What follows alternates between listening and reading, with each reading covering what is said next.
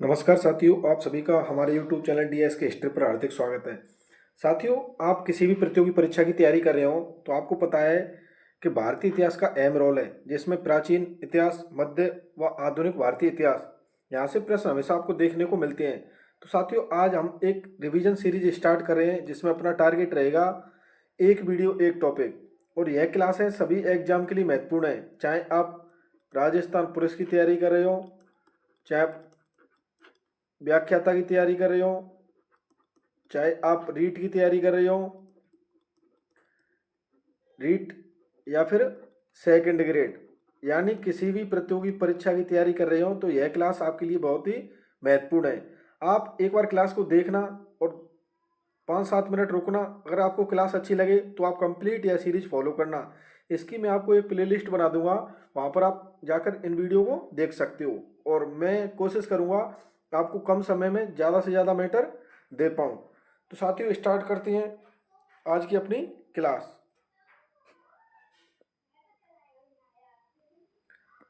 तो इस प्रकार अपनी स्लाइडें होंगी, स्लाइड के माध्यम से मैं आपको समझाऊंगा और जो भी महत्वपूर्ण बात होगी उसे मैं आपको याद करने को बोलूँगा। तो साथियों, बात करते हैं इतिहास के बारे में। किसके बारे में? सबसे पहले देखते हैं इतिहास क्या है। तो वह जो मानव जीवन को प्रभावित करे या भौगोलिक जीवन को प्रभावित करे, जिसमें क्रमबद्धता पाई जाती हो और जिसके साक्ष्य मौजूद हो, उसे क्या कहते हैं? इतिहास। तो इसको आपको याद करने की कोई भी जरूरत नहीं है। तो सबसे पहले आपको देखते हैं साक्ष्यों को लेकर कौन कौन से साक्ष्य हैं, क्योंकि इतिहास की परिभाषा से लेकर कोई भी ज्यादातर प्रश्न आपकी प्रतियोगी परीक्षा में नहीं आता है। तो इस क्लास में मैं आपको यही बताऊंगा आपको क्या पढ़ना है और क्या छोड़ना है। तो बात करते हैं साक्ष्य किस किस प्रकार के पाए जाते हैं।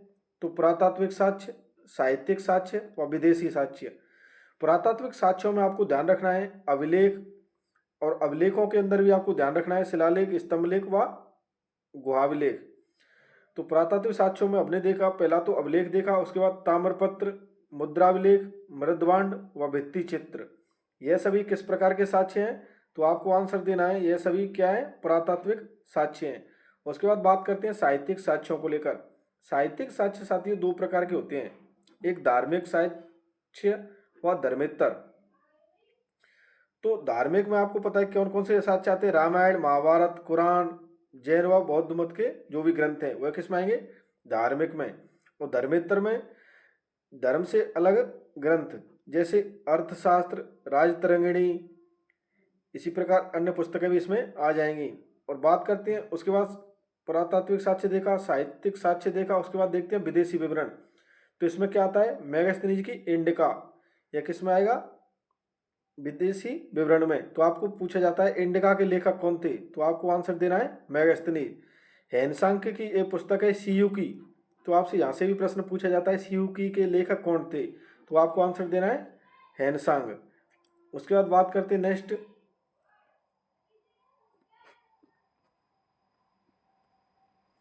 उसके बाद देखते हैं कि इतिहास कहते किसे हैं, यानी इतिहास क्या है। तो इतिहास तीन शब्दों के मेल से बना है, इति हा दन आस। यानी इति का मतलब होता है इस प्रकार, यहाँ का मतलब है वास्तव में या निश्चय ही, हास का मतलब है किसी घटना का घटित होना। यानी इस प्रकार या वास्तव में या निश्चित ही किसी घटना का घटित होना क्या कहलाता है? इतिहास। तो इस इतिहास में हमने देखा क्या पाया जाता है? क्रमबद्धता पाई जाती है। और इतिहास का अर्थ भी देख लिया हमने। अब बात करती हैं कि इतिहास को कितने भागों में बांटकर पढ़ा जाता है। तो आपको ध्यान रखना होगा इतिहास को तीन भागों में विभाजित किया जाता है। पहला तो कहते हैं प्राग ऐतिहासिक, दूसरा आद्य ऐतिहासिक, तीसरा ऐतिहासिक व आधुनिक वर्तमान इतिहास। यानी प्रागैतिहासिक, आद्य ऐतिहासिक व ऐतिहासिक, यानी प्राचीन, मध्यकाल, आधुनिक काल। ये क्या है? आगे के साक्ष्य आगे के वो पाए जाते हैं, लेकिन पूर्व में ऐसे क्या है? तीन भागों में विभाजित किया जाता है। यानी प्रागैतिहासिक काल किसे कहते हैं? जिसके लिखित साक्ष्य मौजूद हों, केवल पुरातात्विक साक्ष्य मौजूद हो, यानी लिखित साक्ष्य इसके नहीं पाए जाते। यानी वह काल जिसके लिखित साक्ष्य मौजूद नहीं है, वह कौन से? प्रागैतिहासिक काल। इसके क्या है? पुरातात्विक साक्ष्य पाए जाते हैं केवल। आपसे पूछा जाएगा आद्य ऐतिहासिक काल क्या है, तो इसके क्या है? लिखित साक्ष्य मौजूद है लेकिन उन्हें पढ़ा नहीं गया, और इसके पुरातात्विक साक्ष्य पाए जाते हैं। इसे क्या कहते हैं? आद्य ऐतिहासिक काल। उसके बाद देखते हैं ऐतिहासिक काल यानी आधुनिक वर्तमान। इसकी क्या है? लिखित साक्ष्य पाए जाते हैं जिसे पढ़ लिया गया है, और इसके पुरातात्विक साक्ष्य भी पाए जाते हैं। तो मोटा मोटा मैं आपको बताना चाहूंगा, प्रागैतिहासिक में तो क्या है? लिखित साक्ष्य मौजूद नहीं है, और आद्य ऐतिहासिक में लिखित साक्ष्य मौजूद है लेकिन पढ़ा नहीं गया। उसके बाद ऐतिहासिक में क्या है? लिखित साक्ष्य पाए गए, उन्हें पढ़ लिया गया है, तो वह क्या है? ऐतिहासिक काल। उसके बाद आपको ध्यान रखना है सबसे पहले कि 1842 में कर्नाटक की जगह रायचूर, उसमें भी आता है लिंगसूर, यहाँ से क्या है? पाषाण कालीन औजार मिले हैं। सर्वप्रथम पाषाण कालीन औजार कहाँ से मिले? लिंगसूर से, जो कि कहाँ पर स्थित है? रायचूर कर्नाटक में। और कब मिले? 1842 को।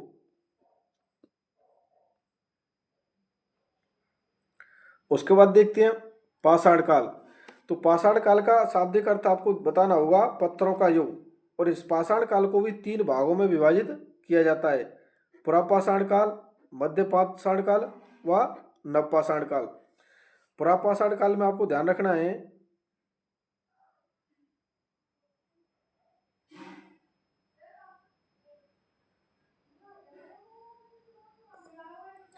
आपसे पूछा जाएगा आदि मानव की उत्पत्ति कौन से काल में हुई, तो आपको आंसर देना है पुरापाषाण काल। इस समय के मानव की क्या है? दयनीय स्थिति थी, यह यायावर था यानी घुमक्कड़ था, और यह क्या है? केवल शिकार पर आश्रित था, और शिकार के लिए किस औजारों का प्रयोग करता था? हस्तकुठार। तो हस्तकुठार का संबंध किससे है? पुरापाषाण काल से।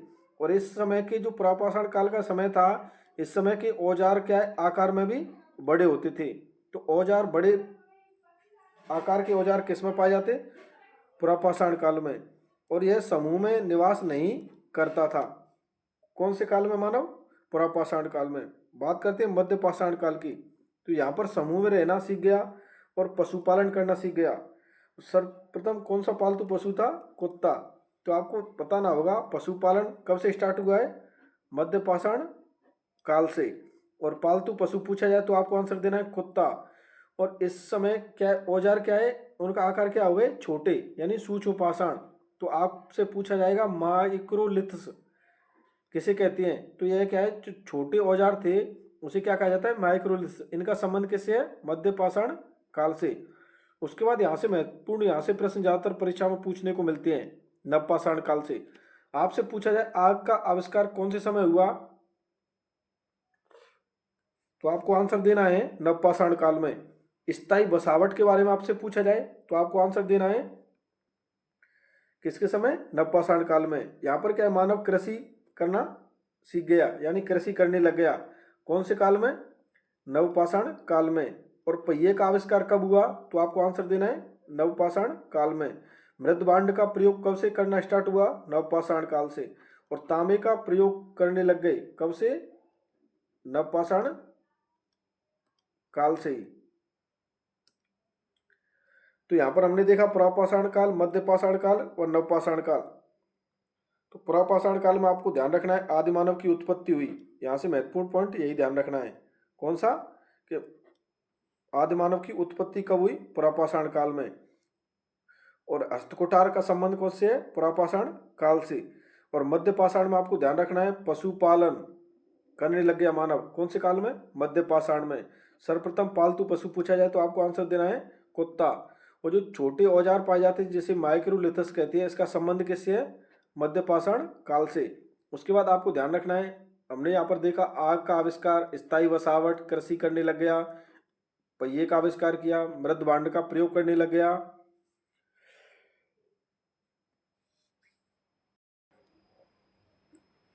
तथा तांबे का प्रयोग करने लग गया। कब से? नवपाषाण काल से। उसके बाद आगे देखते हैं, यहाँ पर चावल के साक्ष्यों से लेकर कई बार महत्वपूर्ण प्रश्न पूछा गया है कि चावल के प्राचीनतम साक्ष्य कहाँ से पाए गए, तो आपको आंसर देना है कोल्डीवा। कोल्डीवा कहाँ पर स्थित है? उत्तर प्रदेश में। उसके बाद आपसे प्रश्न पूछा गया है कि चावल के प्रथम साक्ष्य कहाँ से पाए गए, तो आपको ध्यान रखना है लोथल, गुजरात से। आपसे प्रश्न पूछा गया है कि जले हुए चावल के साक्ष्य कहाँ से पाए गए, तो कालीबंगा। कालीबंगा कहाँ पर स्थित है? राजस्थान में। यहाँ पर इंपोर्टेंट करके आपको ध्यान रखना है कि दक्षिण भारत में सर्वप्रथम रागी की खेती की गई। दक्षिण भारत में सर्वप्रथम कौन सी खेती की गई? तो आपको आंसर देना है रागी की। तो यहाँ पर चावल के साक्ष्यों से लेकर 3 प्रश्न बार बार परीक्षा में पूछे जाते रहे, इनको ध्यान रखना है। प्राचीनतम साक्ष्य कोल्डीवा से, प्रथम साक्ष्य लोथल गुजरात से, जले हुए चावल के साक्ष्य कालीबंगा से।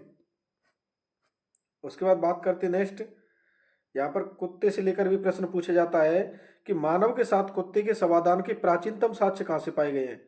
यानी मानव के साथ कुत्ते के समाधान के प्राचीनतम साक्ष्य कहाँ से पाए गए हैं? बुरजोम से।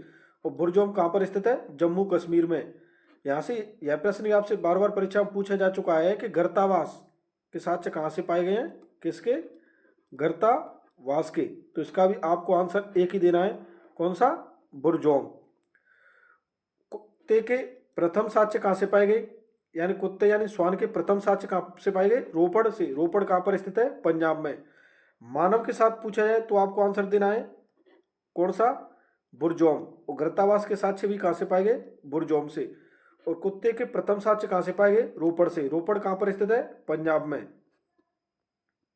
उसके बाद बात करते हैं नेक्स्ट प्रश्न की।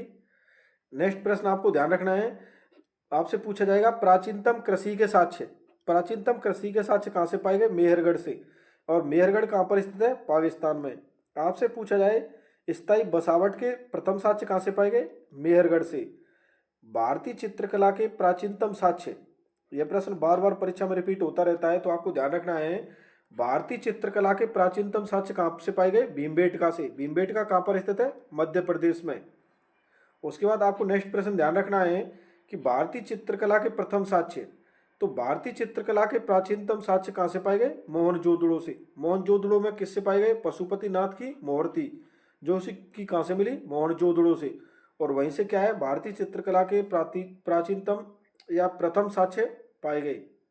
तो यहाँ से आपको 3 प्रश्न ध्यान रखने हैं। प्राचीनतम कृषि के साक्ष्य मेहरगढ़ से, स्थायी बसावट के प्रथम साक्ष्य मेहरगढ़ से, भारतीय चित्रकला के प्राचीनतम साक्ष्य भीमबेटका, जो कि कहाँ पर स्थित है? गुजरात में। और भारतीय चित्रकला के प्रथम साक्ष्य तो मोहनजोदड़ो से। मोहनजोदड़ो में भी कहाँ से? पशुपतिनाथ की मोहर से। उसके बाद बात करते हैं नेक्स्ट प्रश्न की। तो नेक्स्ट प्रश्न आपको ध्यान रखना है, विश्व में सर्वप्रथम आदिमानव की उत्पत्ति कहाँ पर होती है? दक्षिण अफ्रीका महाद्वीप में।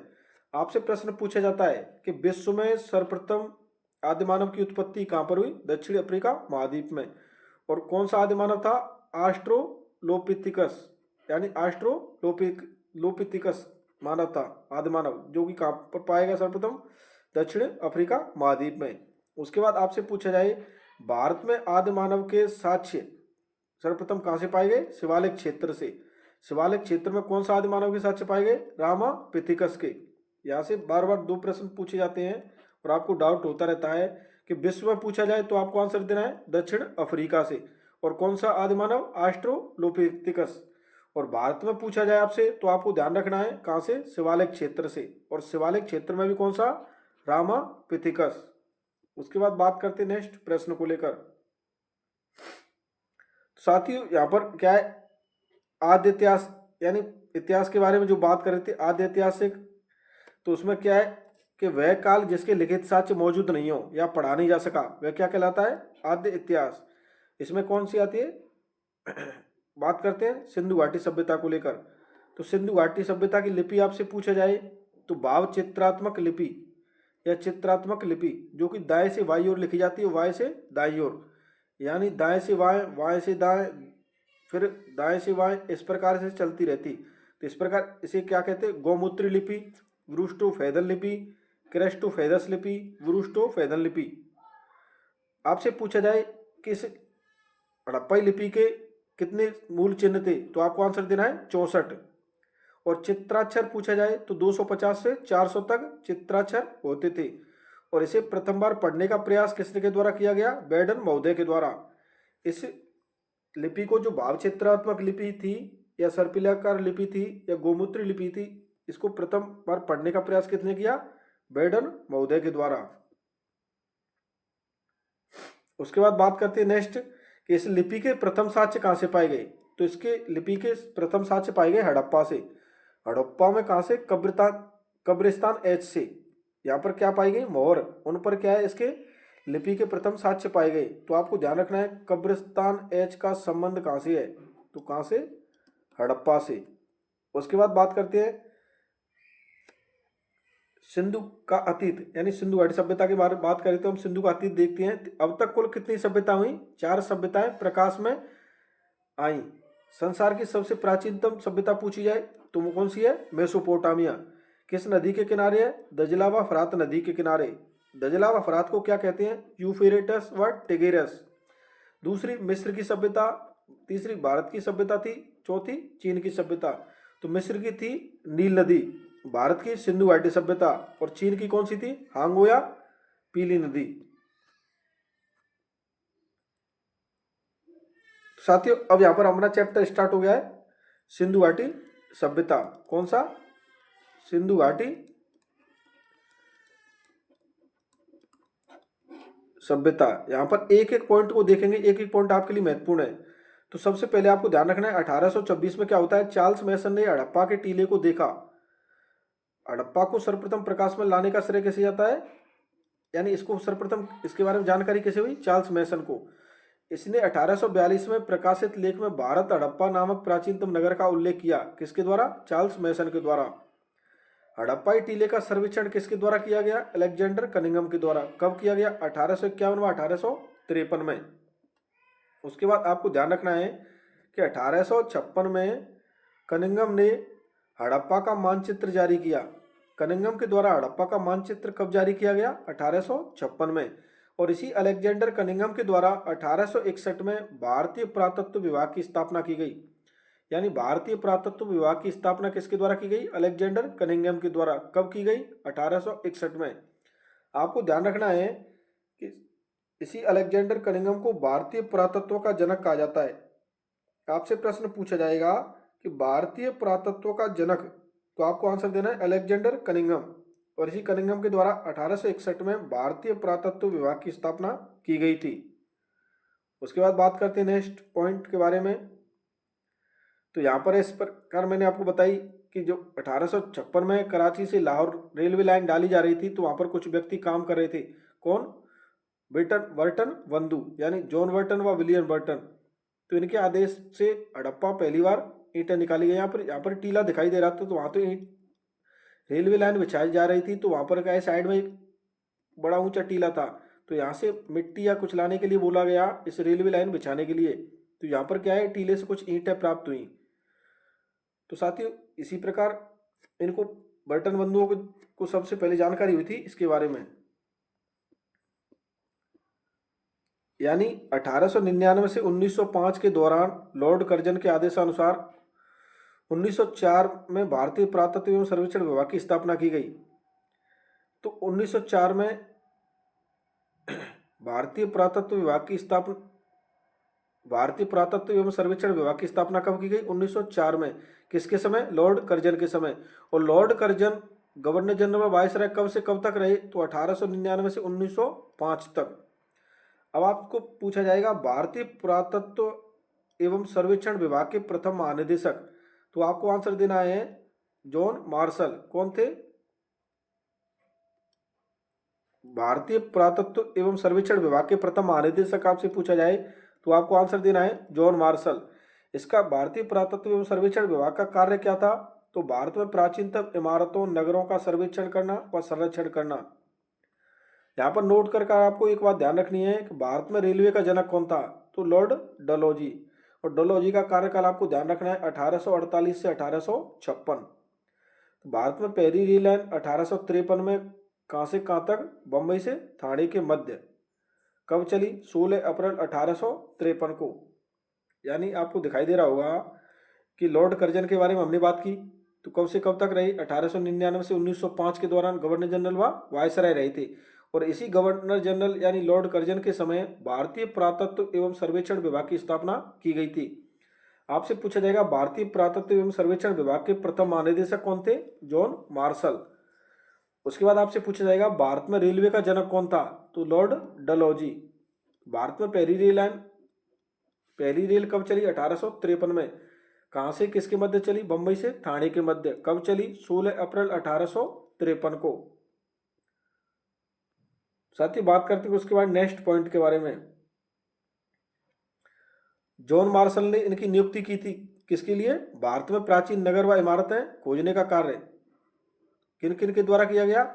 जॉन मार्शल के निर्देशन में, राय बहादुर दयाराम साहनी के द्वारा, राखलादास बनर्जी के द्वारा, माधव स्वरूप वत्स के द्वारा, मार्टिन व्हीलर के द्वारा, अर्नेस्ट मैके के द्वारा।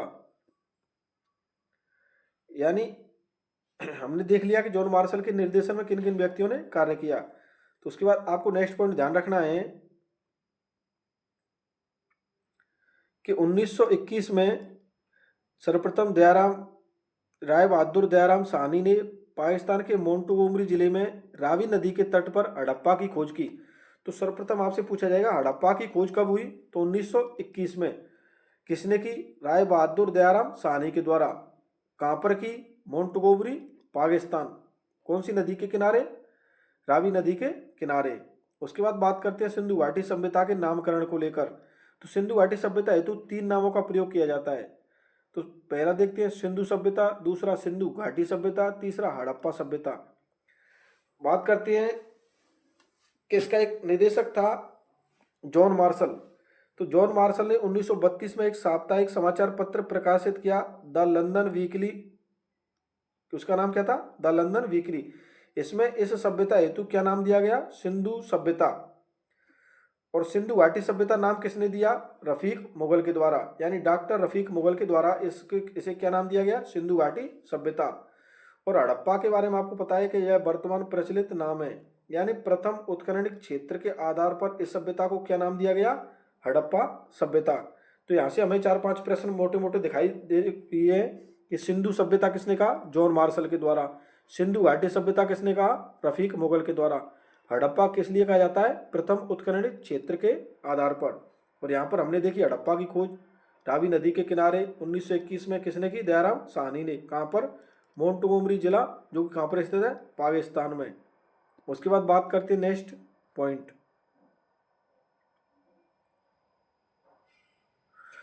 कि विस्तार, सिंधु घाटी सभ्यता का विस्तार कहाँ से कहाँ तक है?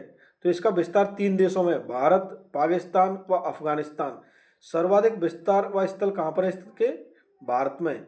और सबसे कम सिंधु घाटी सभ्यता के स्थल आपसे पूछा जाए कौन से देश में स्थित है, तो आपको आंसर देना होगा अफगानिस्तान। कौन से? अफगानिस्तान। यहां पर देखते हैं पूर्वी, पश्चिमी, उत्तरी व दक्षिणी बिंदु। तो सिंधु घाटी सभ्यता का पूर्वी बिंदु कौन सा था? आलमगीरपुर, जो कि कहां पर स्थित है? उत्तर प्रदेश के मेरठ जिले में। तो आलमगीरपुर कौन सी नदी के किनारे? हिंडन नदी के किनारे। बात करते हैं पश्चिमी की, तो सुतकांगेडोर, जो कि कहां पर स्थित है? बलूचिस्तान में। कौन सी नदी के किनारे? दास्क नदी के किनारे। आपसे पूछा जाएगा उत्तरी बिंदु, तो सिंधु घाटी सभ्यता का उत्तरी बिंदु है मांडा, जो कि कहां पर स्थित है? जम्मू कश्मीर के अखनूर जिले में। मांडा कौन सी नदी के किनारे है? चेनाब नदी के किनारे। आपसे पूछा जाएगा सिंधु घाटी सभ्यता का दक्षिणी बिंदु, तो आपको आंसर देना है देमावाल, जो कि प्रवरा नदी के किनारे स्थित है। प्रवरा नदी क्या है? गोदावरी की सहायक नदी है। कौन सी? प्रवरा नदी। तो देमावाल कहाँ पर स्थित है? महाराष्ट्र में, महाराष्ट्र के भी अहमदनगर जिले में। कहाँ पर? अहमदनगर जिले में। तो यहाँ पर हमने 4-5 बातें देखी कि सिंधु घाटी सभ्यता का विस्तार कौन कौन से जिले में? भारत में, पाकिस्तान में, अफगानिस्तान में। सर्वाधिक स्थल कहाँ पर स्थित है? भारत में। सबसे कम स्थल कहाँ पर स्थित है? अफगानिस्तान में। हमने देखी पूर्वी बिंदु कौन सा है सिंधु घाटी सभ्यता का, पश्चिमी कौन सा है, उत्तरी कौन सा है, दक्षिणी कौन सा है। तो पूर्वी था आलमगीरपुर, उत्तर प्रदेश में, हिंडन नदी के किनारे। पश्चिम बिंदु सुतकांगेडोर, बलूचिस्तान में स्थित है, दास्क नदी के किनारे। बात करते हैं उत्तरी बिंदु की। उत्तरी बिंदु कौन सा है? मांडा, जो कि कौन सी नदी के किनारे? चेनाब नदी के किनारे। कहाँ पर स्थित है? जम्मू कश्मीर में। बात करते हैं पूर्व से पश्चिम की लंबाई, तो सिंधु घाटी सभ्यता की पूर्व से पश्चिम की लंबाई कितनी है? 1600 किलोमीटर। कितनी? 1600 किलोमीटर, ये वाली। बात करते हैं उत्तर से दक्षिण की, तो उत्तर से दक्षिण की 1400 किलोमीटर। तो 1600 तो इस साइड को है, 1400 इस साइड को है। तो आपको ध्यान रखना होगा पूर्व से पश्चिम 1600 किलोमीटर, उत्तर से दक्षिण 1400 किलोमीटर। आपको चारों महत्वपूर्ण बिंदु ध्यान रखने हैं, कौन से स्टेट में स्थित है, यानी कौन सा, जैसे आलमगीरपुर मेरठ में, यानी मेरठ यूपी में, सुतकांगेडोर बलूचिस्तान में, मांडा जम्मू कश्मीर में, देमाबाद महाराष्ट्र में। इनकी नदियों को लेकर भी प्रश्न पूछे जाते रहे हैं। तो आलमगीरपुर हिंडन नदी के किनारे स्थित है, सुतकांगेडोर दास्क नदी के किनारे स्थित है, मांडा चेनाब नदी के किनारे स्थित है, देमाबाद प्रवरा नदी के किनारे स्थित है। अब बात करते हैं नेक्स्ट। तो संपूर्ण सैंधव सभ्यता का उत्तरतम बिंदु आपसे पूछा जाए तो वह आंसर देना होगा अफगानिस्तान में मुंडिगाक व सोर्तुगई। तो आपको यहाँ से दो चीज ध्यान रखनी है कि मुंडिगाक व सोर्तुगई कहाँ पर स्थित है, अफगानिस्तान में। और संपूर्ण सैंधव सभ्यता का उत्तरतम बिंदु पूछा जाए, जो उत्तरतम बिंदु अभी हमने ऊपर देखा था उत्तर बिंदु, वह तो मांडा था जो कि जम्मू कश्मीर में स्थित है, जो कि भारत स्थित है। लेकिन सिंधु संपूर्ण सैंधव सभ्यता का पूछा जाए तो आपको आंसर देना है अफगानिस्तान में मुंडेगाग व सोर्तुगई। आपसे सिंधु घाटी सभ्यता का संपूर्ण क्षेत्रफल पूछा जाए तो आपको आंसर देना है 12,99,600 वर्ग किलोमीटर। और वर्तमान में इसका क्षेत्रफल बढ़कर कितना हो गया है, 16 लाख वर्ग किलोमीटर। बात करते हैं सिंधु घाटी सभ्यता के आकार की। सिंधु घाटी सभ्यता का आकार कैसा है, त्रिभुजाकार। कैसा आकार है, त्रिभुजाकार। वर्तमान में इसका आकार कैसा हो गया है, विषमकोणीय चतुर्भुज के समान। तो आपको यहां से आंसर ये ध्यान रखना होगा, विषमकोणीय चतुर्भुज के समान। यहाँ पर नोट कर एक महत्वपूर्ण बात आपको ध्यान रखनी है। हाल ही में गुजरात में करीमशाही व थार के मरुस्थल में बेंगीकोट नामक नए स्थल जलवायु परिवर्तन से विनाश के संदेश देते हैं, यानी सिंधु घाटी सभ्यता का विनाश जलवायु परिवर्तन से हुआ, ऐसे साक्ष्य हमें कहाँ से मिले हैं, करीमशाही से। तो आपको यहाँ पर ध्यान रखना होगा किसके बारे में, करीमशाही के बारे में। करीमशाही कहाँ पर मिला है, गुजरात में। और बेंगीकोट कहाँ पर मिला है, थार के मरुस्थल में। बात करते हैं स्थलों को लेकर, कौन कौन से देश में कौन कौन से स्थान है। स्थान व सिंधु घाटी सभ्यता के स्थल यहाँ से लेकर हमेशा प्रश्न पूछा जाता रहा है। तो अफगानिस्तान में कौन कौन से स्थित है, आपको ध्यान रखना होगा, मूसोजी अफगान है। या तो ट्रिक से याद कर लो या ऐसे याद कर लो, मुंडिगाक व सोर्तुगई, यानी मुंडिगाक व सोर्तुगई कहाँ पर स्थित है, अफगानिस्तान में। बात करते हैं बलूचिस्तान में कौन कौन से स्थित हैं।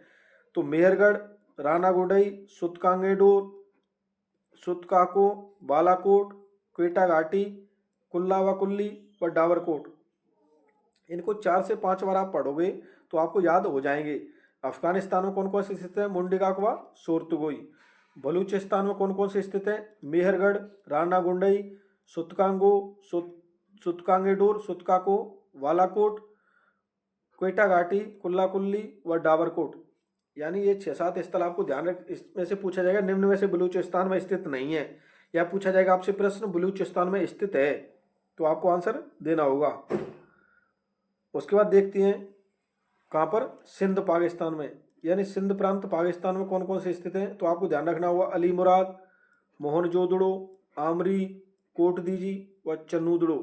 तो यह कहाँ पर स्थित है, सिंध में। और सिंध कौन से सिंध में, पाकिस्तान वाले में। बात करते हैं पंजाब पाकिस्तान में कौन कौन से स्थित हैं। रहमान डेरी, जलीलपुर, हड़प्पा और डेरा इस्माइल। तो यहाँ से आपको एक एक पॉइंट बिल्कुल ध्यान रखना होगा और इनको ज़्यादा से ज़्यादा रिवाइज करें। अली मुराद कहाँ पर स्थित है, सिंध पाकिस्तान में। मोहनजोदड़ो कहाँ पर स्थित है, सिंध पाकिस्तान में। आमरी कहाँ पर स्थित है, सिंध पाकिस्तान में। कोटदीजी कहाँ पर स्थित है, सिंध पाकिस्तान में। चन्नूदड़ो कहाँ पर स्थित है, सिंध पाकिस्तान में। आपको तो याद करना होगा 2 से 3 बार बोलकर, जैसे अली मुराद, मोहनजोदड़ो, आमरी, कोटदीजी, चन्नूदड़ो, यह कहाँ पर स्थित है, सिंध पाकिस्तान में। रहमान डेरी, जलीलपुर, हड़प्पा, डेरा इस्माइल खान, यह कहाँ पर स्थित है, पंजाब पाकिस्तान में। उसके बाद आपको ध्यान रखना होगा जो पंजाब भारत वाला क्षेत्र स्थित है, इसमें कौन कौन से स्थल हैं। रोपड़ कहाँ है, पंजाब में। पंजाब कौन से पंजाब, भारत वाले में। रोपड़, संगोल, चकछासी व वाडा, ये 4 स्थल कहाँ पर स्थित हैं, पंजाब में। और पंजाब कौन सा, भारत वाला, यानी जो भारत में स्थित है पंजाब, उसमें कौन कौन से स्थित है, रोपड़, संगोल, चकछासी व वाडा। तो साथियों हमने यहाँ पर देखा सिंध पाकिस्तान में कौन कौन सी जगह स्थित है सिंधु घाटी सभ्यता की। पंजाब पाकिस्तान में कौन कौन सी स्थित है, और पंजाब भारत में रोपड़, संगुल, चकछासी, वाडा कहाँ पर है, पंजाब में। और पंजाब जो पाकिस्तान में रहमान डेरी, जलीलपुर, हड़प्पा, डेरा इस्माइल खां, यह कहाँ पर है, पंजाब पाकिस्तान में। अली मुराद, मोहनजोदड़ो, आमरी, कोटदीजी, चन्नूदड़ो, यह कहाँ है, सिंध पाकिस्तान में। उसके बाद देखते हैं हरियाणा में कौन कौन से स्थल स्थित हैं। तो हरियाणा में कौन कौन से स्थित हैं आपको ध्यान रखने होंगे। तो हरियाणा में कुनाल, मिताथल, राखीगढ़ी, बनावली व वर्राना, ये 5 स्थल आपको प्रमुख रूप से ध्यान रखने हैं। कुनाल पूछा जाए कहाँ पर है, हरियाणा में। मितातल कहाँ पर है, हरियाणा में। राखीगढ़ी कहाँ पर है, हरियाणा में। बनावली कहाँ पर है, हरियाणा में। बर्राना कहाँ पर है, हरियाणा में। हरियाणा कुनाल, मिताथल, राखीगढ़ी, बनावली, वराना। कुनाल, मिताथल, राखीगढ़ी, बनावली, वराना। ऐसे बोल के जब आप 2 से 3 बार बोलोगे तो आपको याद हो जाएंगे। बात करते हैं सिंधु घाटी सभ्यता के राजस्थान में कौन कौन से स्थल स्थित हैं। तो आपको ध्यान रखना है वालाथल व कालीबंगा, 2 ही स्थल है सिंधु घाटी सभ्यता के राजस्थान में। उसके बाद बात करते हैं उत्तर प्रदेश में। सिंधु घाटी सभ्यता के उत्तर प्रदेश में कौन कौन से स्थल है, आलमगीरपुर, वडागांव व हुलास। आपसे पूछा जाए आलमगीरपुर कहाँ पर है, उत्तर प्रदेश में। आपसे पूछा जाए बड़ागांव कहाँ पर स्थित है, आपको आंसर देना है उत्तर प्रदेश में। आपसे पूछा जाए हुलास कहाँ पर है, तो भी आपको आंसर देना है उत्तर प्रदेश में। उसके बाद बात करते हैं नेक्स्ट। तो नेक्स्ट में आपको देखना होगा गुजरात में कि सिंधु घाटी सभ्यता के गुजरात में कौन कौन से स्थल स्थित हैं। तो सर्वाधिक स्थल पूछा जाए तो आपको आंसर देना है सिंधु घाटी सभ्यता के कहाँ पर है, गुजरात में। तो आपको ध्यान रखना होगा लोथल कहाँ है, गुजरात में। धौलावीरा कहाँ है, गुजरात में। रंगपुर कहाँ है, गुजरात में। रोजदी कहाँ है, गुजरात में। प्रवासपट्टन कहाँ है, गुजरात में। सुरकोटड़ा कहाँ है, गुजरात में। और देसलपुर कहाँ पर स्थित है, गुजरात में। मांडा कहाँ पर स्थित है, जम्मू कश्मीर में। तो यहाँ पर हमने गुजरात के बारे में देखा कि सिंधु घाटी सभ्यता के सर्वाधिक स्थल कहाँ पर स्थित है, गुजरात में। आपसे पूछा जाए लोथल गुजरात, धौलावीरा गुजरात, रंगपुर गुजरात, रोजदी गुजरात, सुरकोटड़ा गुजरात, प्रवासपतन गुजरात, देसलपुर कहाँ पर स्थित है, गुजरात में ही। और मांडा कहाँ पर स्थित है, जम्मू कश्मीर में। साथ ही बात करते हैं सिंधु घाटी सभ्यता के कालक्रम को लेकर कि किसके द्वारा कौन सा कालक्रम घोषित किया गया सिंधु घाटी सभ्यता का। किसके बारे में, कालक्रम के बारे में। तो जॉन मार्शल थे, उनके द्वारा सिंधु घाटी सभ्यता का समय कब से कब तक था, तो 3250 से 2750। किसके द्वारा, जॉन मार्शल के द्वारा।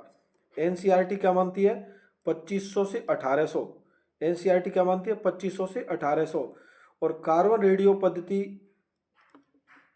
कब से कब तक मानती है, 2300 से 1750। और इसी का समर्थन कौन करते हैं, डीपी अग्रवाल व रोमिला थापर। यह भी बताते हैं कि इसका सिंधु घाटी सभ्यता का समय कब से कब तक था, 2300 से 1750। तो यहाँ पर हमने 3 पॉइंट देखे। जॉन मार्शल, तो आपको ध्यान रखना है 3200 से 2750, यानी 3250 से 2750। उसके बाद हमने देखा एनसीईआरटी में समय क्या दे रखा है, 2500 से 1800। उसके बाद देखा हमने कार्बन रेडियो पद्धति यानी C14, तो 2300 से 1750। और डीपी अग्रवाल और रोमिला थापर भी इसे ही मानते हैं। आपसे पूछा जाए सबसे प्रमाणित मत समय को लेकर, तो कौन सा है, कार्बन रेडियो पद्धति। यहाँ पर कार्बन रेडियो पद्धति के बारे में हम 2-3 पॉइंट देखते हैं। तो कार्बन रेडियो पद्धति के बारे में यहाँ से एक स्लाइड से आपको एक ही प्रश्न महत्वपूर्ण पूछा जाएगा कि इसकी खोज किसके द्वारा की गई, विलियम बर्ड्स एफ लिब्बी के द्वारा। किसके द्वारा, विलियम बर्ड्स एफ लिब्बी के द्वारा।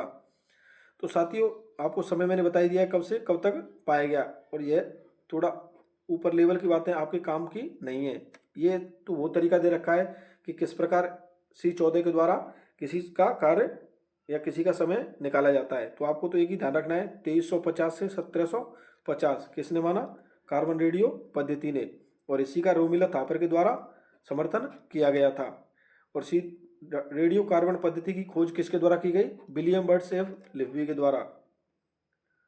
उसके बाद यह ईसा पूर्व यानी VC व AD को लेकर जो पूछा जाता आपका कन्फ्यूजन रहता है वह समझा रखा है। तो आपको पता है ईसा मसीह के जन्म से पूछा जाता है, जो पहले की घटना है उन्हें क्या कहते हैं, VC, और जो बाद की घटना है उन्हें क्या कहते हैं, AD। बात करते हैं सिंधु घाटी के निर्माता यानी सिंधु के निर्माताओं के बारे में। तो आपसे पूछा जाएगा सिंधु घाटी सभ्यता कैसी सभ्यता है, तो आपको आंसर देना है कांस्य युगीन। कैसी सभ्यता है, कांस्य युगीन। और यह भारत की प्रथम नगरीय सभ्यता, भारत की प्रथम नगरीय सभ्यता आपसे पूछा जाए तो आपको आंसर देना होगा कौन सी, सिंधु घाटी सभ्यता। और यहाँ से क्या है, 4 प्रकार की प्रजातियों के साक्ष्य मिले हैं। सिंधु घाटी सभ्यता से क्या है, 4 प्रकार की प्रजातियों के साक्ष्य मिले। 4 प्रकार की कौन कौन सी, प्रोटो ऑस्ट्रेलियाइड, भूमध्य सागरीय, अल्पाइन व मंगोलियन। तो आपको ध्यान रखना होगा 4 प्रजातियों के यहाँ से क्या है, साक्ष्य मिले हैं। यहाँ पर इंपोर्टेंट करके लिख रखा है मैंने कि सर्वाधिक समय यानी सर्वाधिक साक्ष्य भूमध्य सागरीय लोगों के मिले हैं। तो जो 4 प्रजातियों के साक्ष्य मिले उनमें सर्वाधिक किसके मिले हैं? भूमध्य सागरीय के, यानी भूमध्य सागर यानी द्रविड़। अतः इन्हें सिंधु घाटी सभ्यता के निर्माता माना जाता है। कैसे? भूमध्य सागरीय प्रजाति के लोगों को। तो यहाँ पर हमने देखा 3 प्रश्न यहाँ से महत्वपूर्ण बनते हैं। कांस्य युगीन सभ्यता, सिंधु घाटी सभ्यता। भारत की प्रथम नगरीय सभ्यता, सिंधु घाटी सभ्यता। 4 प्रजाति कौन कौन सी थी? प्रोटो ऑस्ट्रेलियाइड, भूमध्य सागरीय, अल्पाइन व मंगोलियन। उसके बाद देखते हैं पहला स्थल। अब एक एक स्थल को लेकर हम बात करेंगे। तो सबसे पहले देखते हैं हड़प्पा। हड़प्पा का सर्वप्रथम उल्लेख किसके द्वारा किया गया? तो 1826 में चार्ल्स मैसन के द्वारा। आपसे पूछा जाएगा हड़प्पा सभ्यता की खोज कब हुई? 1921 में। किसने की? दयाराम साहनी ने। तो हड़प्पा की खोज 1921 में किसके द्वारा की गई? दयाराम साहनी के द्वारा। और हड़प्पा कहाँ पर स्थित है? पंजाब पाकिस्तान में, यानी मोंटगोमरी जिला है कहाँ का? पाकिस्तान का। वहां पर स्थित है क्या? हड़प्पा। और हड़प्पा कौन सी नदी के किनारे स्थित है? तो हड़प्पा रावी नदी के वायु तट पर स्थित है। इस तट को लेकर भी कई बार प्रश्न पूछा गया है कि जो हड़प्पा है वह रावी नदी के कौन से किनारे पर स्थित है? तो आपको ध्यान रखना है वायु किनारे यानी वायु तट पर स्थित है। तो हड़प्पा की खोज देखी 1921 में दयाराम साहनी के द्वारा की गई। और यह कहाँ पर है? मोंटगोमरी, पाकिस्तान में। कौन सी नदी के किनारे है? रावी नदी के वायु तट पर है स्थित है। बात करते हैं हड़प्पा के उत्खनन को लेकर। तो हड़प्पा का उत्खनन 2 बार हुआ है। 1926 में किसके द्वारा? माधव स्वरूप वत्स के द्वारा। व 1940 में मार्टिन व्हीलर के द्वारा किया गया। तो किसका? हड़प्पा का उत्खनन तो कितनी बार हुआ? 2 बार। 1926 में, यानी खोज तो हम देख चुके। 1921 में किसने की? आप मुझे कमेंट में बताओ, मैंने जस्ट ऊपर बता रखा है। देखो यहाँ पर एक एक पॉइंट क्लियर कर रखा है। किसके द्वारा? दयाराम साहनी के द्वारा। और यह रावी नदी के वायु तट पर स्थित है। और इसकी खोज दयाराम साहनी के द्वारा की गई। और इसका उत्खनन 2 बार हुआ। 1926 में माधव स्वरूप वत्स व 1940 में मार्टिन व्हीलर के द्वारा। आपको ध्यान रखना है हड़प्पा नगर 2 भागों में विभाजित है। पूर्वी टीला, जिसे हम नगर टीला कहते हैं, यहाँ पर कौन रहता था? जनता का निवास, यानी लोग रहते थे। और दूसरा था पश्चिमी टीला, जिसे हम क्या कहते हैं? दुर्ग टीला। और यहाँ पर कौन लोग रहते थे? प्रशासनिक वर्ग के लोग। और मार्टिन व्हीलर ने इसे माउंट एवी कहा है। यानी हड़प्पा नगर कितने भागों में विभाजित था? 2 भागों में। पूर्वी टीला तो कहते हैं नगर, पूर्व में कौन रहते थे? जनता। और जनता कहाँ पर रहेगी? नगर में। इस प्रकार आपको ध्यान रखना है। और पश्चिम में क्या होती हैं? दुर्ग। पश्चिम में क्या होते हैं? दुर्ग। और वहां पर कौन रहते हैं दुर्गों में? प्रशासनिक वर्ग के लोग रहते हैं। इस प्रकार आपको यहाँ से ध्यान रखना है। उत्खनन को बहुत अच्छे से ध्यान रखना कि 1926 में माधव स्वरूप वत्स व 1940 में मार्टिन व्हीलर के द्वारा हड़प्पा का क्या है? उत्खनन किया गया था। अब बात करते हैं नेक्स्ट पॉइंट को लेकर। यहाँ पर समझा रखा है जैसे कि नगर टीला या पूर्वी टीला यह होता था, सड़क इस प्रकार होती थी। और मुख्य सड़क ऐसी होती थी चौड़ी। और कब्रिस्तान इस साइड में पाया गया। ऐसे पूर्व, पश्चिम, उत्तर और दक्षिण। तो दक्षिण पश्चिम में कब्रिस्तान एच, हड़प्पा सभ्यता का जो कब्रिस्तान हड़प्पा एच पाया गया वह कौन सी साइड पाया गया? तो आपको आंसर देना है दक्षिण पश्चिम में। ऋग्वेद में हड़प्पा को क्या कहा गया? हरियोपिया कहा गया है। यहाँ पर दे रखा है मैंने जैसे दुर्ग टीला। दुर्ग टीला में धान्य कोठार के साक्ष्य पाए गए, जैसे गेहूं व जौ के साक्ष्य। आपसे पूछा जाए गेहूं व जौ के साक्ष्य कहाँ से पाए गए? हड़प्पा से। इस प्रकार का मृदभांड मिला था, उसमें क्या है? गेहूं व जौ के साक्ष्य पाए गए थे। और इस साइड प्रशासनिक भवन बने हुए थे। यहाँ पर मजदूर, बैरक व श्रमिक आवास बने हुए थे। और साइड में कौन सी नदी बहती थी? बाएं तट पर रावी नदी। बात करते हैं एक एक लाइन को लेकर। जो भी कंफ्यूजन होगा आपको क्लियर कर दिया जाएगा। तो यहाँ से ध्यान रखना है आपको, दुर्ग टीले से किसके साक्ष्य पाए गए? नदी के पेटे से नाव के साक्ष्य। नाव के साक्ष्य कहाँ से पाए गए? आपको ध्यान रखना है हड़प्पा से। और यहाँ से 12 अन्नागार कहाँ से? दुर्ग टीले से। गेहूं व जौ के प्रथम साक्ष्य आपसे पूछा जाए तो हड़प्पा से। मजदूर, बैरक, श्रमिक आवास के साक्ष्य कहाँ से पाए गए? हड़प्पा से। प्रशासनिक भवन के साक्ष्य हड़प्पा से।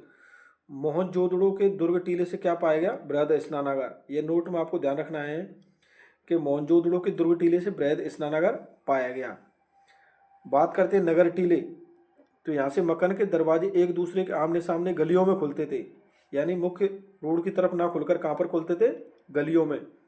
संपूर्ण सैंधव सभ्यता में लोथल एकमात्र ऐसा स्थल है जिसके घरों के दरवाजे मुख्य सड़क की ओर खुलते थे। यह पॉइंट आपको बिल्कुल ध्यान रखना है कि संपूर्ण सैंधव सभ्यता में लोथल एक ऐसा स्थल है जिसके क्या है? दरवाजे सड़क की ओर खुलते थे। नगर टीले के दक्षिणी भाग में कब्रिस्तान स्थित है, R37/H। और कब्रिस्तान जो H है यहाँ से हड़प्पा लिपि के साक्ष्य पाए गए। उसके बाद बात करते हैं नेक्स्ट पॉइंट को लेकर। नेक्स्ट पॉइंट में आपको ध्यान रखना है कि दुर्ग टीले से हड़प्पा के अन्नागार, यानी हड़प्पा के अन्नागार कहाँ से पाए गए? हड़प्पा के दुर्ग टीले से। संपूर्ण सैंधव सभ्यता की सबसे बड़ी इमारत आपसे पूछा जाए तो आपको आंसर देना है क्या? हड़प्पा का अन्नागार। और फर्स्ट सबसे बड़ा स्थल कौन सा है? लोथल का गोदीवाड़ा। तो गोदीवाड़ा कौन सा? लोथल वाला। अन्नागार के साक्ष्य पाए गए, यहाँ से क्या है? गेहूं व जौ के साक्ष्य पाए गए। आपसे पूछा जाए गेहूं व जौ के प्रथम साक्ष्य कहाँ से पाए गए, तो आपको आंसर एक ही देना है, हड़प्पा से। आपसे अगर पूछ लिया जाए उत्तम किस्म की जौ के साक्ष्य कहाँ से पाए गए, तो बनावली से। बनावली कहाँ पर स्थित है? हरियाणा में। उत्तम किस्म की जौ के साक्ष्य कहाँ से पाए गए? बनावली से। और बनावली कहाँ पर स्थित है? हरियाणा में। कहाँ पर स्थित है? हरियाणा में। तो गेहूं व जौ के प्रथम साक्ष्य हड़प्पा से पाए गए। संपूर्ण सैंधव सभ्यता का सबसे बड़ा स्थल तो कौन सा है? लोथल का गोदीवाड़ा। और संपूर्ण सैंधव सभ्यता की सबसे बड़ी वो पूछा जाए इमारत कौन सी है? हड़प्पा का, यानी दूसरी बड़ी। तो दूसरी बड़ी में ध्यान रखना है हड़प्पा का अन्नागार। उसके बाद बात करते हैं नेक्स्ट पॉइंट को लेकर। नेक्स्ट पॉइंट में आपको ध्यान रखना है कि हड़प्पा सभ्यता की नगर की सड़कें एक दूसरे को समकोण पर काटती थी, जिसे कहते हैं ऑक्सफोर्ड सर्कस पद्धति या ग्रिड पद्धति। आपको तो एक ही ध्यान रखना है, सड़कें एक दूसरे को समकोण पर काटती थी। सड़कें किससे निर्मित होती थी? मिट्टी से। सिंधु घाटी सभ्यता की विशेषताएं ध्यान रखनी है आपको। नगर नियोजन व सड़क निर्माण व नाली व्यवस्था। सिंधु घाटी सभ्यता की विशेषताओं में ध्यान रखना है इसका नगर नियोजन व नाली व्यवस्था, यानी सड़क निर्माण व्यवस्था। और सड़कें किससे बनी होती थी हड़प्पा सभ्यता की? तो मिट्टी से, हड़प्पा की। उसके बाद आपको ध्यान रखना है कि हड़प्पा से प्राप्त अन्य अवशेष, यानी हड़प्पा से और क्या क्या पाया गया। तो पीतल की कगाड़ी, आपसे पूछा जाएगा पीतल की कगाड़ी कहाँ से पाई गई, तो आपको आंसर देना है हड़प्पा से। स्त्री के गर्भ से निकलते हुए पौधे की मृण मूर्ति कहाँ से पाई गई? हड़प्पा से। हड़प्पा वासियों ने इसे क्या कहा? पृथ्वी देवी। पृथ्वी देवी व उर्वरा देवी कहा। और दो पाषाण मूर्तियां, लाल रंग की मानव की मूर्ति व काले रंग की नर्तकी की मूर्ति कहाँ से पाई गई? हड़प्पा से। कहाँ से पाई गई? हड़प्पा से। पीतल की कगाड़ी, स्त्री के गर्भ से निकलते हुए पौधे की मृण मूर्ति, दो पाषाण मूर्तियां, यानी लाल रंग की मानव की मूर्ति और काले रंग की नर्तकी की मूर्ति कहाँ से पाई गई? हड़प्पा से। उसके बाद आपको ध्यान रखना है कि हड़प्पा से और क्या क्या पाया गया। तो प्रसादन मंजूषा, यानी श्रृंगार पेटी। कांसे का दर्पण, यह प्रश्न तो अभी किसी परीक्षा में रिपीट हुआ है। तो प्रसादन मंजूषा या श्रृंगार पेटी कहाँ से पाई गई? हड़प्पा से। कांसे का दर्पण कहाँ से पाया गया? हड़प्पा से। सर्वाधिक अभिलेख युक्त मोहरें कहाँ से पाई गई? सर्वाधिक अभिलेख युक्त मोहरें कहाँ से पाई गई? हड़प्पा से। सर्वाधिक मोहरें कहाँ से पाई गई? तो यह आपको ध्यान रखना है, मोहनजोदड़ो से पाई गई। यानी सर्वाधिक अभिलेख युक्त मोहरें तो हड़प्पा से पाई गई थी, और सर्वाधिक मोहरें कहाँ से पाई गई? मोहनजोदड़ो से। मोहरों के बारे में बात करें, इसके तीन प्रकार होते हैं, आयताकार, वृत्ताकार व वर्गाकार। और सर्वाधिक मोहरें किस प्रकार की पाई गई? वर्गाकार। सर्वाधिक मोहरें किस प्रकार की पाई गई? वर्गाकार। और मोहरें किससे निर्मित होती थी? आपसे पूछा जाए मोहरें किससे निर्मित होती थी, तो आपको आंसर देना है सैल खड़ी से। सैल खड़ी यानी स्टेटाइट से। बात करती है मोहरों पर अंकन होता था एक सरंगी बैल, एक सरंगी हिरण, कुंवरदार बैल, पशुपतिनाथ, चीता या व्याघ्र का। जो वर्गाकार मोहरें मिली हैं उस पर किसका अंकन होता था? एक सरंगी बैल, एक सरंगी हिरण, कुंवरदार बैल, पशुपतिनाथ, चीता या व्याघ्र का। तो यहाँ से आपको चार पांच बातें ध्यान रखनी है कि प्रसादन मंजूषा कहाँ से मिली है? हड़प्पा से। कांसे का दर्पण मिला है हड़प्पा से। सर्वाधिक अभिलेख युक्त मोहरें मिली है कहाँ से? हड़प्पा से। और सर्वाधिक मोहरें कहाँ से मिली है? मोहनजोदड़ो से। मोहरों में 3 प्रकार, आयताकार, वृत्ताकार व वर्गाकार। सर्वाधिक कौन सी? वर्गाकार। और मोहरें किससे बनी होती थी? शैलकड़ी से।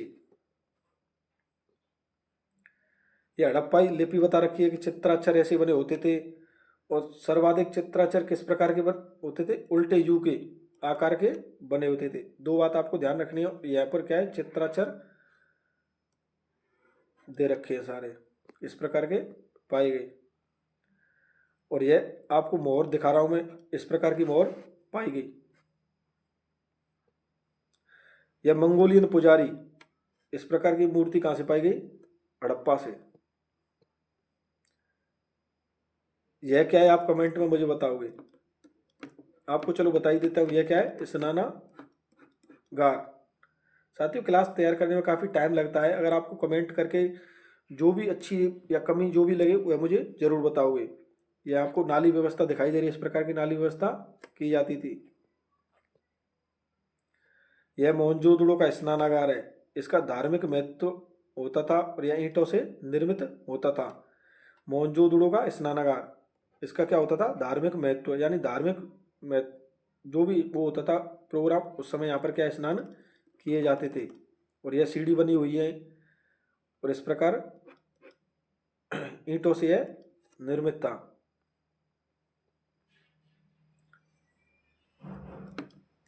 ये कमेंट में मुझे बताओगे क्या आपको दिखाई दे रहा है?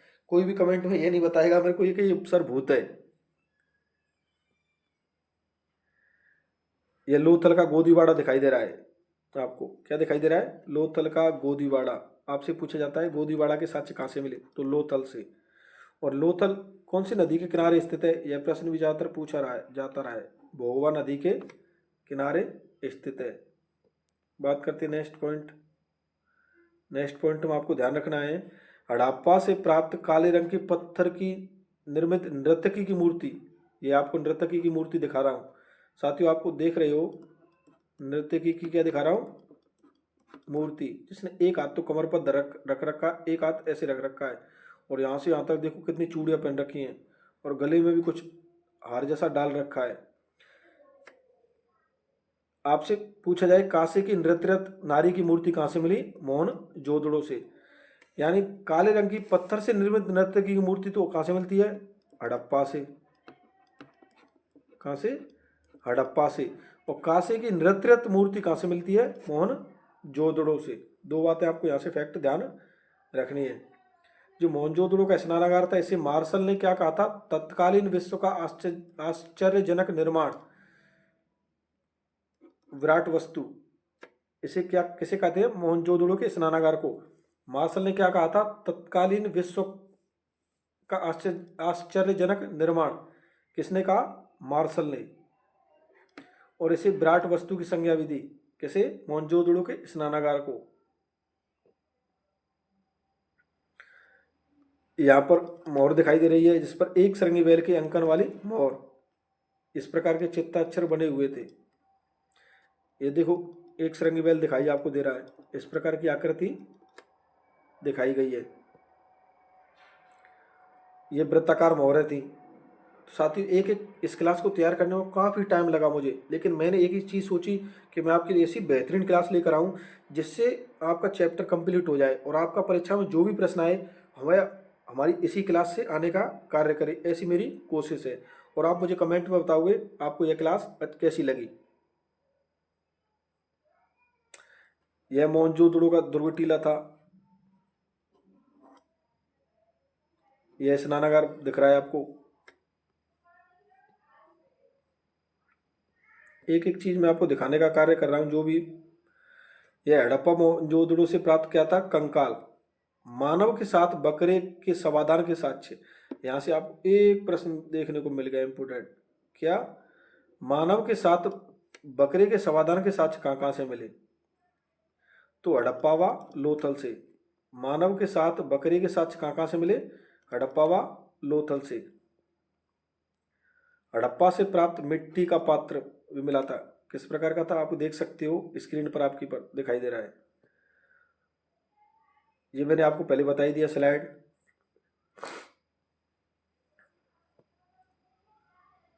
यह कब्र मिली है इस प्रकार की।